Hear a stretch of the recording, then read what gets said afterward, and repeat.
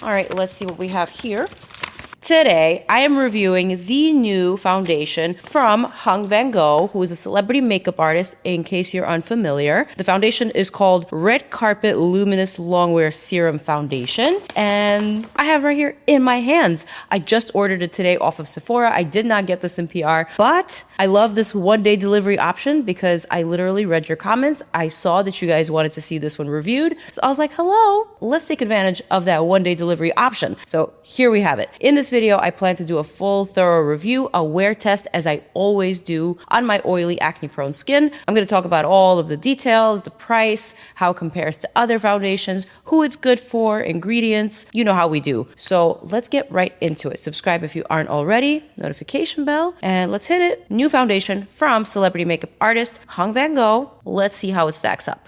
The moment that I heard about this one, I immediately thought of the competitors, such as Mary Phillips, also a serum foundation that Mary Phillips recently came out with that I did review. I thought about Patrick Ta. I thought about Mario. I thought about all of those very popular celebrity makeup artists who also have a big social media following. So Vanngo is one of those people. He has celebrity clientele, such as Anne Hathaway, which is, I believe, the most recent one. And so, of course, naturally, it would make sense for someone like Vanngo to start a makeup line. And this is supposed to be a serum foundation that is basically the latest addition to his line. He already has quite a number of products within the line. So this is $46, very similar with Mario foundations and Mary Phillips. Patrick Ta is a little bit more pricey. There are 38 shades of this. This is supposed to be a medium coverage, long wearing, blurred finish, but a radiant natural matte foundation that is also cruelty-free, but it doesn't actually say which skin type it's good for. So there are a couple of things that I thought off the bat. I ordered just one foundation, one shade for my complexion. I kind of went over all of the shades. This one was described as a medium neutral, slightly warm olive. This was the very first olive in the entire lineup, shade 16. So that's the one that I went for. I thought that because a lot of the olive undertone foundations have been working for me lately, especially the less saturated olives, or I guess slightly warm olives, this sounded like me. However, when I tested it, unfortunately, it looked just a little bit dark, just a little bit like my summer tan. And at this point, even though we're at the end of July, I sadly don't have a summer tan. This is the first time ever in a very long time that I don't at this stage in the year. But I blame the World Cup. I blame FIFA. I have been so busy watching all the games that I just have not gone to the beach. I have not gone to the pool. I did, however, catch a cold, which is why I sound the way that I sound. I've just been having way too much fun, you guys. And now that the World Cup is over, I don't even know what I'm gonna do with myself. But anyway, back to makeup. Like I said, very strange naming convention with this particular product. I looked at shade 15, which is a medium, neutral, slightly warm. Maybe I should have gone for that one. I don't know. And then the 14 was described as a dark, light to medium neutral. Very weird, very wordy. I guess I didn't quite get it. And so this is what we're going to be working with. Hopefully I can make it work. I think I can. And if I like this one, I'll keep the shade because I can definitely tan to that shade, if not darker. Also, I went ahead and ran the ingredients list through my checklist. I noticed that there weren't any red flags. However, based on the ingredients, I felt like this foundation may be leaning for normal to slightly dry skin and not necessarily the very oily or acne prone types like mine.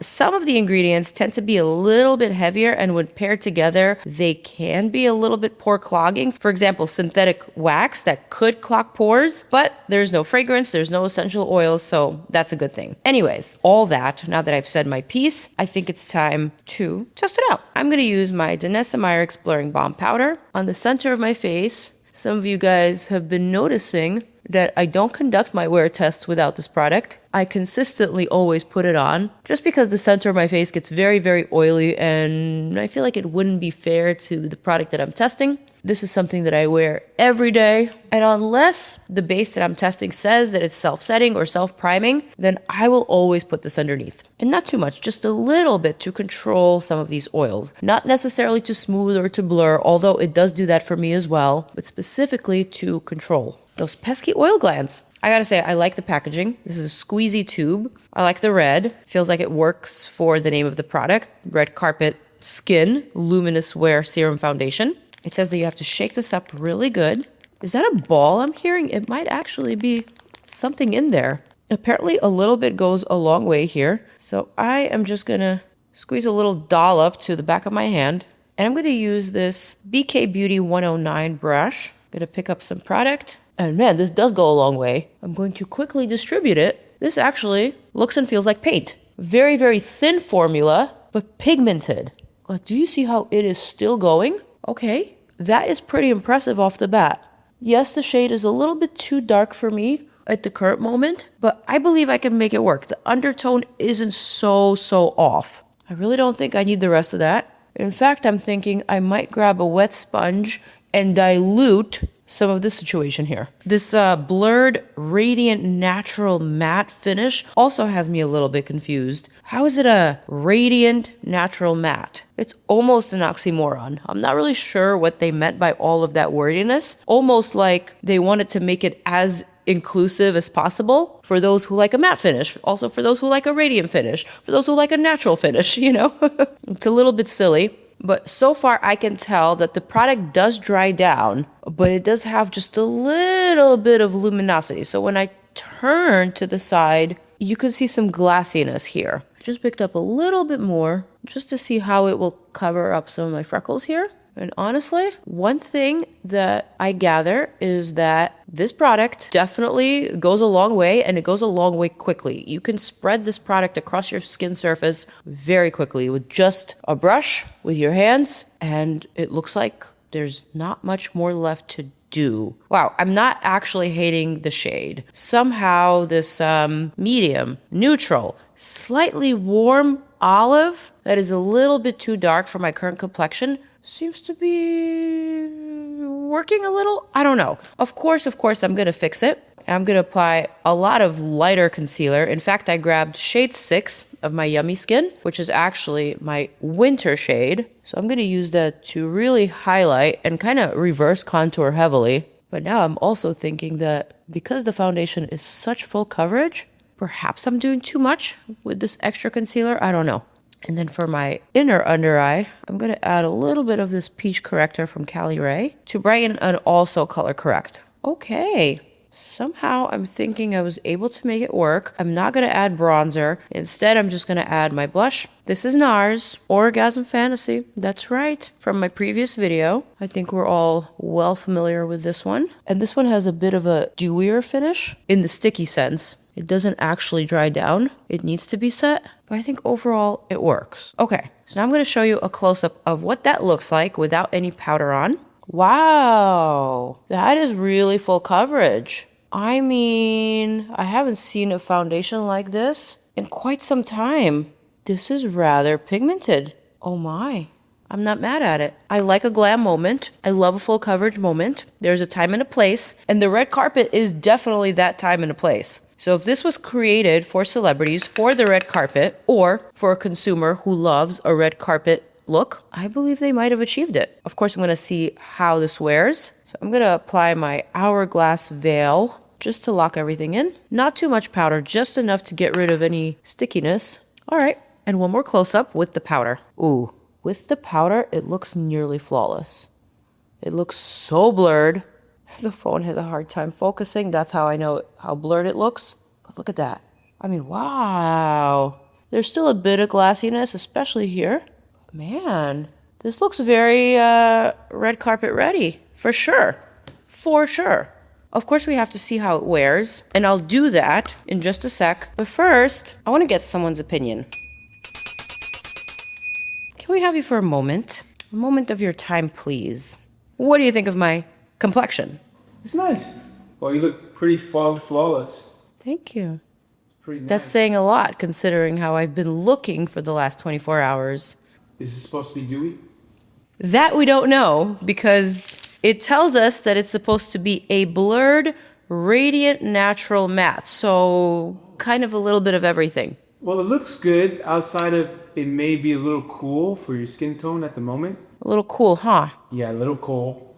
But I would have liked to have seen a little warmer. But it looks great. Like You're right. It does have like a little bit of a bluish undertone. a little bit, but it looks still. You look phenomenal.